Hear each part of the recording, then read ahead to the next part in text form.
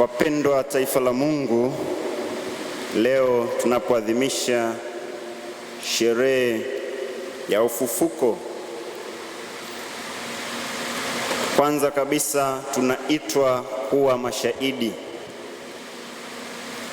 Kama tulivyosikia katika wimbo wa katikati, siku hii ndiyo aliyoifanya Bwana, tutamshangilia na kuifurahia.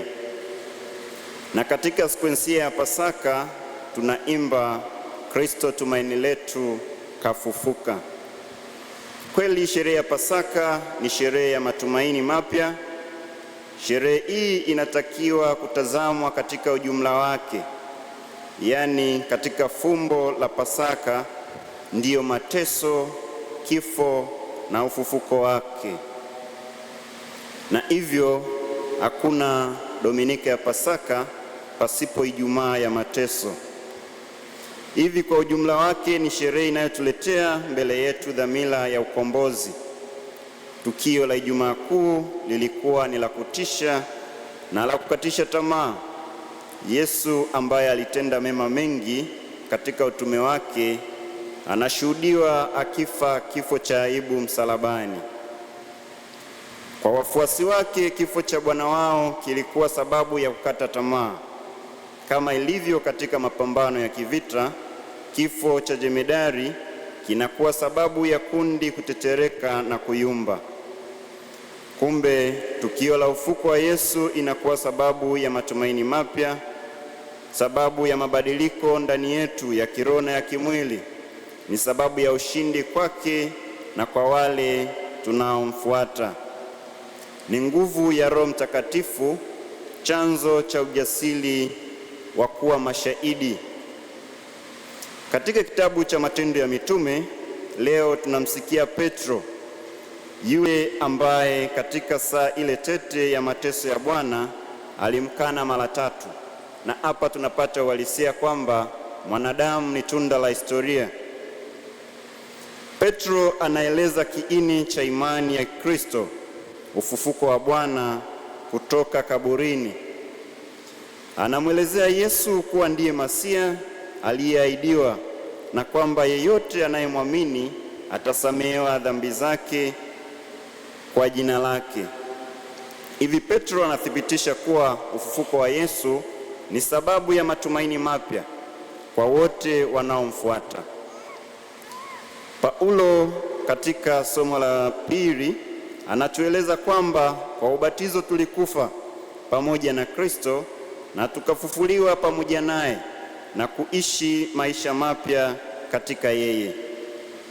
Kama Wakristo sasa tunatakiwa kuishi maisha yanayoendana na hadhi yetu, watu tuliokombolewa kwa mateso, kifo na ufufuko wa Yesu. Je, sisi kama Wakristo tunalitendea hilo haki?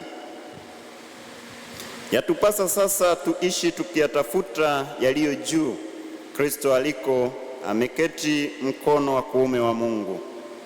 Hivi Mkristo kwa sababu kwa ubatizo ambao ni kufia dhambi na kufufuka na Kristo ni mtu mpya mwenye hadhi mpya, mwenye kutafuta maisha ya milele mbinguni. Hivi ufufuko ni tumaini jipya kwa mfuasi wa Kristo, kwa kuwa sasa aweza kurithi uzima wa milele. Kweli Kristo amefufuka na ufufuko wake ni sababu ya matumaini yetu. Ufufuko wa Bwana Yesu Kristo ni hakika kwa sababu ya shuhuda hizi ambazo pia zaweza kutupatia funzo na sisi kujua tunaweza kumshuhudiaje Kristo. Mosi, ushuhuda wa mbali. Kabla ya kufa, Yesu aliishi maisha adilifu na ya muunganiko na Mungu Baba. Tena alisema waziwazi kwamba atafufuka, yaani hekalu la mwili wake litabomolewa, lakini katika siku 3 atalijenga tena.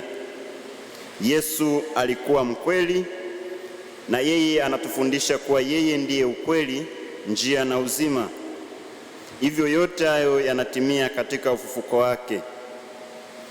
Jinsi hiyo hiyo na sisi kwa kufata amri za Mwenyezi Mungu tunaweza kuwa na hakika kwamba tutaweza kufufuliwa.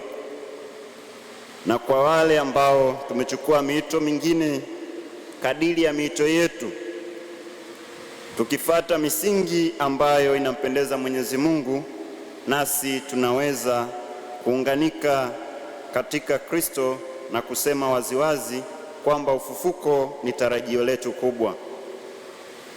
Ushuhuda wa pili ni ule unaoitwa ushuhuda wa kisheria, yaani ushuhuda wa kimazingira.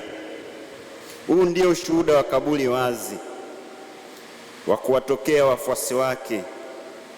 Mwili wa Yesu haukuibiwa, maana kaburi lililindwa na askari. Yesu alionekana kwa wafuasi wake na alikula pamoja nao. Sisi kama Wakristo wabatizwa leo tunapojumuika mahali hapa, tumekusanyika pamoja ili kuweza kuunganika na Bwana wetu Yesu Kristo kupitia neno lake na kupitia katika kuumega mkate. Tumombe Mungu tuweze kumtambua Yesu aliye chakula cha uzima wetu. Ushuhuda kutoka kwa wale ambao kiutamaduni hawakuruhusiwa kuwa mashahidi wa jambo lolote. Na hapa tunamwona Maria Magdalena ambaye yeye anatoka kwenda kaburini, lakini ndiye pia anawaletea habari mitume. Katika utamaduni wa Kiyahudi hawakuweza kusema chochote cha uzito wa kuwa ushahidi wa jambo lolote, na hivyo ili ushahidi wa Kiyahudi uweze kutimilika, ilitakiwa wawepo wanaume wawili ambao wangeweza kutoa ushahidi na jambo likakubalika.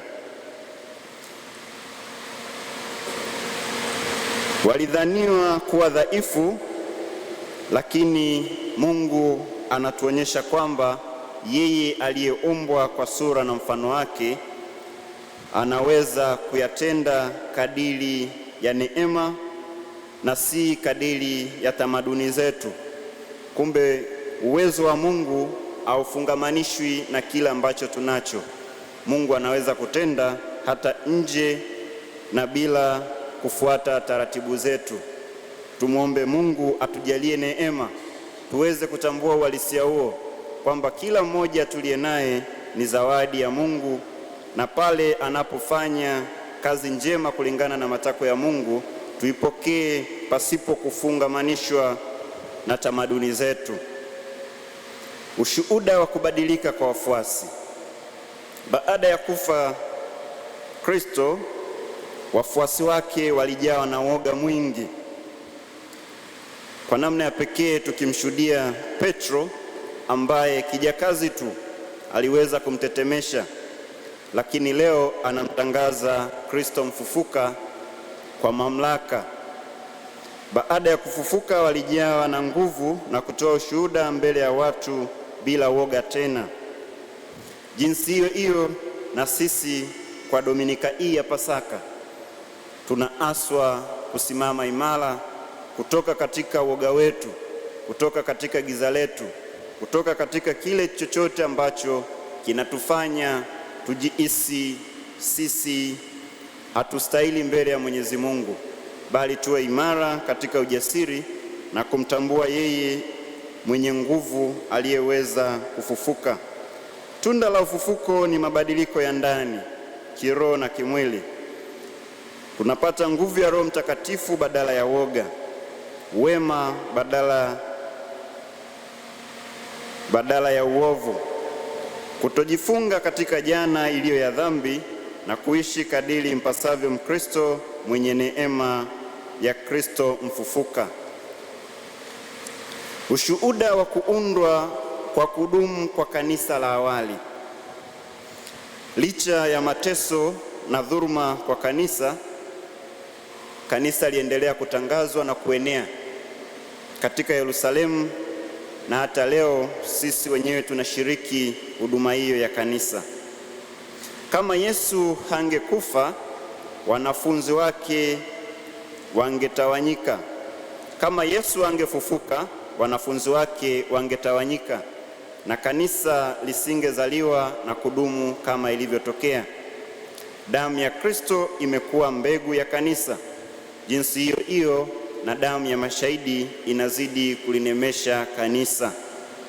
Hivyo tusiogope madhulumu pale ambapo tunautangaza ukweli, tuweze kusimama kidete tukimtambua kwamba yeye aliye Mungu na Bwana wetu alikuwa wa kwanza kuyapokea madhulumu, lakini uwezo wake wa kimungu uliendelea hata katika changamoto hizo. Ushuhuda wa Injili. Injili zote zinatangaza kwa nguvu kwamba Yesu alikuwa mzima tena baada ya kifo chake. Hivi ni hakika Kristo kafufuka, na kwa hoja hizo ufufuko wake ni sababu ya matumaini yetu. Kufufuka kwa Yesu kuna maana kubwa sana kwetu sisi. Maana ya ufufuko wa Yesu, kwanza ni utukufu wa Mungu, na pili ni wokovu wetu sisi. Tumekombolewa na mauti na tumefanywa huru kutoka utumwa wa Shetani na upotevu wa milele. Matokeo ya ufufuko ni kukombolewa utumwani na dhambini na kuwa huru toka vifungo vya kiroho na kimwili. Katekisimu ya Kanisa Katoliki namba 1000 inatuasa kama mkate ulivyo tunda la nchi, baada ya kuitikia baraka ya kimungu juu yake, hauwi tena mkate wa kawaida, bali ekaristi, ikifanywa na mambo mawili, moja la kidunia na jingine la mbingu. Vivyo hivyo miili yetu inayoshiriki ekaristi si ya kuharibika tena tangu pale inapopata tumaini la ufufuko. Kama mashahidi wa ufufuko, tuitikie kama Yohane, tuone na kuamini, tusikie na kuamini. Akili yetu ifunguliwe na ijaliwe neema ya kumtambua Kristo mfufuka.